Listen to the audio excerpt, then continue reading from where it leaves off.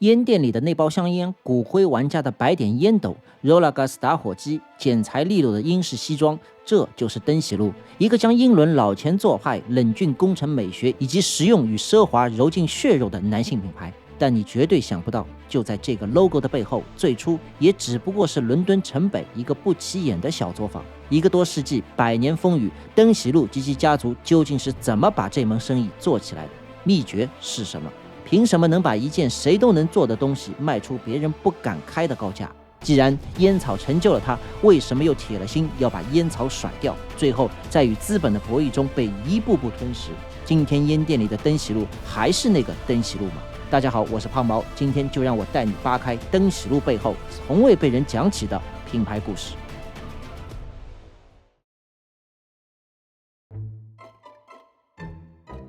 故事的起点是1872年9月30日，阿尔弗雷德·登喜路出生在伦敦的霍恩西区。他老爹叫亨利·登喜路，在当时城北的休斯敦路上开着一家马具作坊。你一听马具，是不是立刻会联想到爱马仕、GUCCI 这些？不错，登喜路的官方品牌叙事里也把马具作为自己的起点，因为马具代表着工艺、耐用、身份和贵族的生活方式，能为品牌的脸上贴金。但是我今天要告诉你的是，如果把时间再往前倒2代，他老登家根本就没有碰过马，他们家最早干的是布。阿尔弗雷德他爷爷叫弗雷德里克·登喜路，1807年生人，早年间从乡下来到伦敦讨生活，主要是在家里面缝麻袋，做麻袋生意，每天吃了上顿没下顿。为啥呀？因为麻袋生意没什么技术含量，是个老娘们都可以在家里面干，竞争激烈，不好做。那怎么办？他爷爷就开始想办法，要转型。于是把麻袋拆了，用那些帆布、焦油、防水布去帮路边的店家，比如咖啡店、面包房门口搭遮阳棚、雨棚一类的东西。你想想啊，同样是这块布，你要卖给谁就大不一样了。使用场景变了，利润自然也就跟着变了。到了亨利这一代，也就是阿尔弗雷德他爹，又有了新发展，做起了马车后面的帆布棚。马车兄弟们都看到过，高级点的像这种硬顶，老亨利当初主攻的是各式软顶，比如这种折叠的，和窗户上的折叠雨棚没什么区别。你看，同样是一块布，一个棚，场景一变，它又不一样了。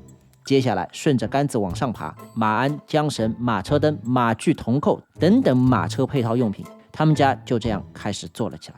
根据历史资料记载，当时在伦敦的中心城区，每天约有上万辆马车在同时工作，所以老亨利的这门生意总体上来说还是不错的，不仅可以养活家人，吃穿不愁，还可以为自己的儿子阿尔弗雷德提供当时少有的体面教育，送去了私立学校约翰里昂下院念书。可这小子啊，读书不是块料，老师评价他非常的调皮好动，而且焦躁不安，上课时容易分心，按照咱们今天的话说，就是多动症。到了1887年，老亨利就对阿尔弗雷德说，既然这书念的不行，那就别烦了，来我店里当学徒，趁早学一门手艺。于是15岁的阿尔弗雷德就走进了父亲的店铺，开始了学徒生涯。而就在前一年，1886年1月29日，有一名叫卡尔本茨的德国工程师为他的3轮内燃机汽车申请了德国专利，汽车的时代要来了。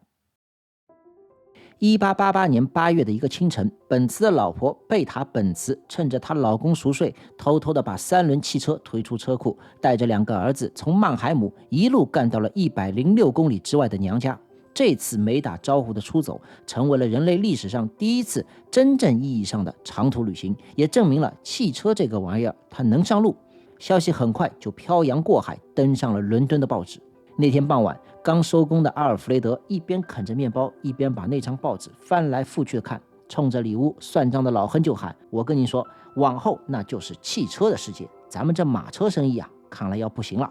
老亨利头都没抬，慢悠悠的从鼻子里面哼了一声，汽车什么玩意儿？你看那真汽车都折腾多少年了，哪一个不是冒着黑烟趴在路边的？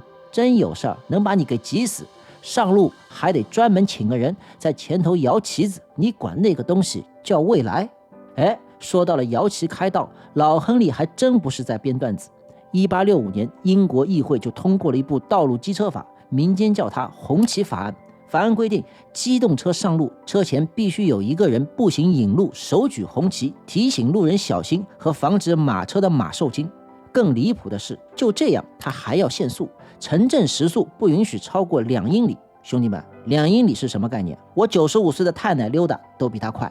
就这么一部法律，硬生生的把英国汽车工业相比较于德国、法国拖晚了20到30年。所以在老亨利的认知里，汽车连马车都跑不过，更别提会把马车淘汰了。可阿尔弗雷德不这么想，他认为汽车一定会取代马车。几年后，1893年，由于老亨利的身体不行了，退居2线，于是将整个家族生意就交到了21岁的阿尔弗雷德手里。这一下，少东家上位，彻底放飞自我了。当着店里面几个老伙计，口号那是喊得震天响：转型改革势在必行，咱们要从为马车服务改为汽车服务。那有人就要问了，少东家，您这改革具体怎么改？不要紧，这个好办。我爹地的爹地把破麻袋改成了咖啡馆门口的雨棚，我爹地又把雨棚改成了马车棚。咱们今天有什么？你们平时用皮革缝马鞍，现在去缝驾驶手套和皮大衣。马车的帆布顶棚和焦油防水布稍微改一改，咱们就去给敞篷车改装软顶和防雨内衬。还有那些马具上的黄铜扣件，看看能不能做成车灯支架或者是行李带扣子。反正就一句话，换汤不换药，新瓶装旧酒，就这么整。不过这个时候，红旗法案还在，汽车用品还只是一个小众市场。阿尔弗雷德的生意并没有大爆发，但别急，1896年英国议会终于松口，红旗法案被扔进了历史的垃圾桶。机动车限速从2英里一口气提到了14英里，英国的汽车工业正式松绑。伦敦街头开始出现越来越多的汽车，有钱人、贵族、新兴工业家一个接一个把马车换成了汽车。那你说，买完新车之后第一件事要干什么？肯定要搞装修啊，就像你今天要贴膜、要买脚垫、方向盘套子一样。当时的英国绅士们也必须给整一套，于是阿尔弗雷德顺势打出了登喜路品牌史上第一个著名的口号：除了车不卖，其他我啥都卖。定位很明确，发动机这玩意儿哪里是他能造得出来的？但是风镜、皮衣、手套、方向盘套子、软顶、车罩、灯具、皮坐垫、行李箱，哪怕是车载野餐篮子、保温瓶，他都能给你配上了。这下不得了了，生意是一夜炸开。他爹老亨利之前开马具铺子，顶多算是个伦敦中产。阿尔弗雷德·登喜路做汽车用品，他老登家就这么一把发了大财。这就是登喜路家的第一桶金。到1902年7月，阿尔弗雷德把店铺从原来城北的尤斯敦路上的老店搬到了伦敦梅菲尔区康杜特街2号。登喜路家族第一家专卖店正式开张，这个位置可不是随便选的。康杜特街紧挨着西装圣地萨维尔街，这里出没的全都是伦敦最有钱、最讲究，同时也是最早买得起敞篷跑车的绅士们。这次阿尔弗雷德要做的是把登喜路这个名字跟奢侈、品味、绅士绑在一起，他要成为英国伦敦最懂汽车的男士用品店。时间来到1904年，这一天，阿尔弗雷德正在店里面接待一波老顾客。由于这群人都是伦敦顶级汽车俱乐部的会员 VIP 中 P， 所以每次来他都会亲自接待，也会陪着一起抽一斗烟。闲谈中有一个人就突然对他抱怨说，老登你是不知道，如今做汽车速度是快了，可风也大，一不留神这烟斗就灭了。我苦为了抽口烟只能不停的吸，妈的，老子又不是蒸汽车烟囱。这一番言语引得周围的人是哄堂大笑。可玩笑归玩笑，阿尔弗雷德做起了有心人。不久之后，登喜路推出了防风烟斗，斗口不是正常的圆口，而是前缘明显抬高，形成了一个挡风的盾形结构。结果推出之后卖得还不错，这让阿尔弗雷德立刻就冒出了一个新念头：既然烟斗卖得动，干嘛不把烟丝、雪茄、烟嘴一并打包做整套生意呢？这买卖肯定行得通。更何况以前卖皮风衣、风镜那叫耐用品，一件衣服穿2年复购太慢，而烟草是标准的快消品，几天就能抽完。所以兄弟们，这区别是什么？区别是汽车用品可以让登喜路认识有钱人，而快消品烟草能让有钱人反反复复的回到登喜路。可这里面还有一个问题，快消品它看起来不够高级，这跟阿尔弗雷德要走奢华路线完全背道而驰。那怎么办？有办法，咱们来看看他是怎么把这门生意给玩明白的。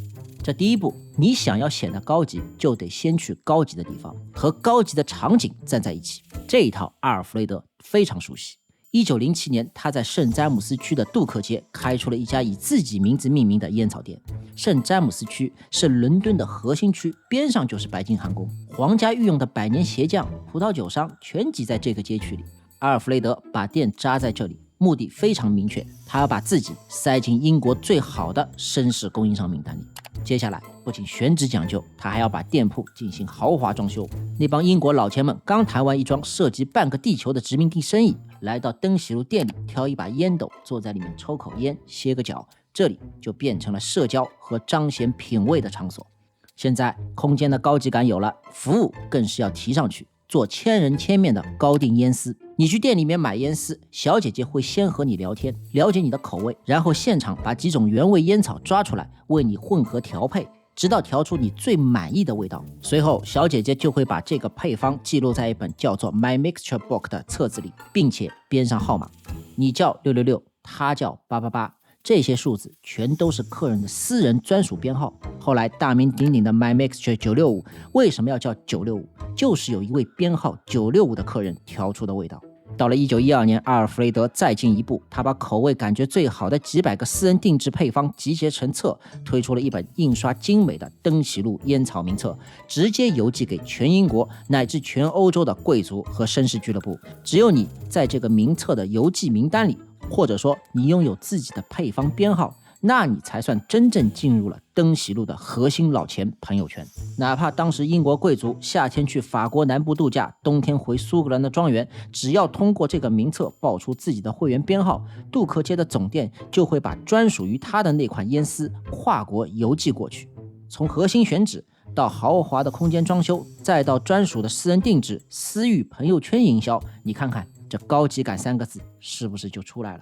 接下来1915年，阿尔弗雷德又开始整活了。他在烟嘴顶端嵌入了一颗白色的小圆点，最初的功能纯粹是为了实用，当时的烟嘴容易装反，白点朝上就是正的，这是一个防呆设计。但在奢侈品的营销上却是另外一个故事。他做了2件事：第一，严格分级，只有通过最严苛质检的石楠木烟斗才配得上这颗白点；第二个，疯狂拉高定价，直接定到同期法国烟斗价格的数倍。这是登喜路历史上第一次为自家产品建立符号溢价。接下来光靠讲故事和白点营销还不够，防不住别人抄袭。1917年蝌蚪问世了，这里面有个小故事。当时一战爆发后，地中海航运被切断，石楠木根本就运不进伦敦，登喜路手上只剩下大批被同行嫌弃、极易开裂的阿尔及利亚软料。阿尔弗雷德在车间里硬是整出了一套逆天的2步工艺。这第一步，油淬，把木头扔进高温植物里面反复油炸，逼出所有的杂质和水分。第二步，喷砂，用高压砂力去猛击木头，结果奇迹出现了。由于阿尔及利亚木料软硬不均，高压砂力打掉了较软的杂质，却留下了最硬的年轮纤维。当烟斗从砂尘中拿出的那一刻，烟斗表面竟然呈现出如同海贝壳一般苍劲凶猛的天然凹凸纹理。登喜路把这个原本要报废的次品料包装成了独家工艺，并且在1917年到1921年间，用英国、美国、加拿大的专利锁链把这个工艺锁死了数十年。同行们气得咬牙切齿，却只能眼睁睁看着他垄断暴利。白点负责让世界记住了登喜路，而蝌蚪负责让对手永远追不上登喜路。好了，现在有了高定烟丝，有了烟斗，有了白点的营销故事，要抽烟还缺一样东西，打火机。1919年一战刚刚结束，在伦敦的一间小工坊里面，有2名英国工程师折腾出一种只需要单手就能够点燃的便携式打火机，但他们2个是穷理工男，有专利但没有渠道和客户。这个时候登喜路出现了，阿尔弗雷德从他们2个人手里拿下了专利授权，随后他给这款打火机起了一个霸气到不讲道理的名字 Unique， 意思是独一无二。18K 镀金外壳，定价直接就拉到了普通煤油打火机的几十倍。虽然价格昂贵，却没有妨碍当时它成为了欧洲精英们的新玩具。到这里，阿尔弗雷德登喜路完成了他这一代人最关键的一次升级，把家族生意从一个卖货的店铺推成了一个具备符号、壁垒和圈层特性的奢侈品牌。1928年，56岁的阿尔弗雷德登喜路宣布退休，把董事会主席的位子交给了长子阿尔弗雷德亨利登喜路，2代们开始登场。1929年10月，华尔街崩盘、大萧条的寒意很快吹到了伦敦。对于阿尔弗雷德·亨利·登喜路小亨利来说，上台后的第一道考题就是如何在经济寒冬中守住家族生意。他的核心策略是销量可以收缩，价格体系必须稳住，产线可以收紧，但品牌绝不后退。这套做法听起来很保守，却是奢侈品行业的底层逻辑。登喜路的做法就是要把最好的资源还是放在高等级烟斗、烟草配方以及为老客户的服务上。这段时间里，家族的第二代也开始慢慢的走向前台。玛丽·登喜路是小亨利的妹妹，1920年代后期，她已经在伦敦经营美容美发沙龙。到了1934年，玛丽·登喜路公司在纽约成立，做的是护肤和香氛类化妆品。其实这条美国线，登喜路家族早就有所布局。1920年代，他们就已经和美国烟草零售商大卫·舒尔特展开合作。大卫为登喜路在北美提供渠道、资本以及整个零售体系。而同一时期，产品线继续往上提。1930年到1931年前后 ，Luta Blair 问世，这条烟斗线用浅色处理，把石楠木的天然纹理直接露了出来，后来成为了登喜路最稀缺的产品之一，尤其受到美国市场的欢迎。到了1938年，登喜路迎来了2件喜事。这第一件是来自英国王室，他们拿到了乔治6世的御用状，这在当时分量很重。1939年，《时代》杂志这样写道：乔治6世登基才2年，他售出的个人供应商资格一共只有34家，登喜路就在其中。它意味着王室对品牌的稳定性、品质和信誉的公开背书。第二件事是他们趁着经济萧条期，把几家撑不下去的老牌同行吞并到了自己的体系里。回头来看，整个1930年代，登喜路做的事情很清晰，绝不放弃高端定位，守住价格和工艺，一边借着海外网络延展市场，另一边用产品升级和行业整合加厚壁垒。1938年，小亨利实质上已经带领公司从大萧条中走了出来。但很快，新的危机又来了。1939年9月3日，英国对德宣战。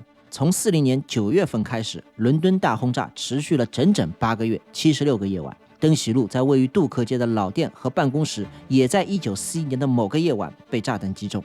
就在这个时候，身为董事长的小亨利做了一件事，他跑去被炸毁的店门口，在瓦砾堆前面摆起了一张桌子，向路人销售残存的烟草。这张名为照常营业的照片，成就了登喜路品牌历史叙事中最硬核的一幕，品牌瞬间化身为大英帝国不屈的精神图腾。这是一家奢侈品公司能够赢得的最高品牌资产，在国难时刻和国家命运绑在一起。而与此同时，登喜路公司开始为前线提供烟草和军用打火机，外壳是粗糙的灰漆和棕漆，没有任何雕花，纯粹的功能件。和战前那些镀金雕花的产品比，它完全没有同一种气质，但没有关系，一切为了胜利。战后到了1949年，公司请来了年轻的雕刻大师本·席林福德，推出了震惊行业的水族箱打火机。他用牙科钻头在丙烯面板上做反向阴刻，再从背面上彩，让光线穿过的瞬间形成游鱼戏水的立体错觉，每一只都是孤品。Winston Churchill 也是他的著名拥有者之一。1956年，登喜路推出了后来成为品牌符号的 Rolagas 打火机，它由80多个零件构成，可以在任何气候与海拔下稳定供火。1959年1月2日，阿尔弗雷德·登喜路这位1893年从父亲马具铺里走出来的传奇创办人去世了，享年86岁。在随后进入到的60年代里，登喜路又遇到了新麻烦。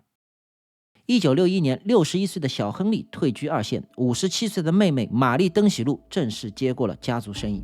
之后，他做了2件事。第一件，他要去烟草化，把烟草制造业务从阿尔弗雷德·登喜路有限公司的母体里剥离，单独装进一个叫阿尔弗雷德·登喜路烟草的公司，并在伦敦东郊建立新工厂。品牌母体留下的主要还是打火机、皮具、男士配饰以及海外门店。那么，登喜路为什么要去烟草化？最核心的原因是，虽然烟草还能挣钱，但它已经不能再继续承载登喜路这个奢侈品牌的未来估值。那具体怎么讲？第一，烟草的医学风险开始从原来的传闻变成了公共事实。1962年，英国皇家医师学院发布了吸烟与健康报告，医学界对吸烟危害健康下了定论，说吸烟和肺癌之间是存在联系的。登喜路早年卖的是体面的抽烟，伦敦上流男士的生活方式，一旦吸烟从绅士习惯变成了健康风险，这个就不一样了，品牌的高级感荡然无存。第二个，登喜路在烟草工业里面没有规模优势，如果登喜路继续把自己定位成烟草公司，他对面的对手就是英美烟草和飞利浦莫里斯这种巨头。你拿什么和别人拼烟草供应、工厂规模、分销渠道，还有那些乱七八糟的跨国政府关系，根本就打不过。第三个，咱们刚才提到过 Rolex 打火机高峰期这一单品的销量贡献了公司3/4的销售额，所以马力觉得登喜路可以不靠烟草本身赚钱，他要把烟草从原来的品牌核心降级为一个分支业务。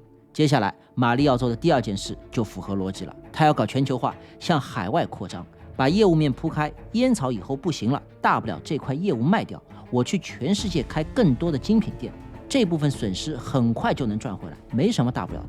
于是1966年，登喜路在香港开出了亚太区第一家专卖店。当时香港是什么状况？刚刚进入全球供应链体系，年出口贸易额超过了13亿美元。新富阶层、买办、贸易行老板手里有的是钱，他们需要一样东西来给自己脸上贴金，登喜路刚刚好。香港的试水成功让马力信心十足，他决心要把这个英国品牌推成真正的国际大牌。但现在有一个问题，仅仅依靠家族账上的利润慢慢滚动，速度太慢了。在这个时期，他决定引入外部投资，他需要资本的力量。1967年，南非烟草大亨安东·鲁伯特出现了，他出资收购了登喜路母公司50.6%的股权。这样一来，等于品牌虽然挂着登喜路家族的名字，马力拿到了全球化的燃料，但同时也交出了家族对公司的绝对控制。那么有兄弟可能就要问了，这怎么一下子就全交出去了？马力是不是傻呀？其实并不是。你想快速发展，必须要借助资本。虽然现在股权剩下了一半，但总盘子变大了，家族比原来挣得更多。而且如果你今天来看马力的操作，更像是死道友不死贫道。为什么？你看完之后就会明白。好，现在有了充足的资金后，马力迅速进行了供应链建设。登喜路在这一时期大举扩充了香水、皮革制品、高档成衣的生产线。随后1969年杀入日本东京银座，开出了日本旗舰店。结果这边的市场比2年前香港还要稳。1968年，日本首次超过西德，成为世界第2大经济体。写字楼里的昭和精英们第一次拿到了一笔体面的工资，那还有什么好说的？必须是对西方绅士符号如宗教般顶礼膜拜。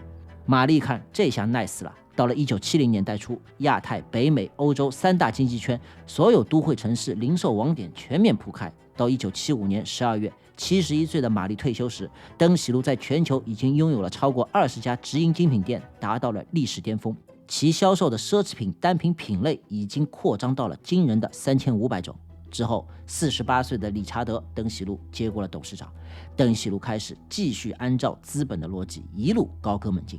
1977年，登喜路以大约640万德国马克拿下了德国制笔老厂万宝龙59.6%的股权。1979年到1980年间，登喜路试图收购英国老牌珠宝商 Asprey， 并一度突袭买入36.8%的股份。虽然最后没能完成收购，但转手仍然赚了大约100万英镑。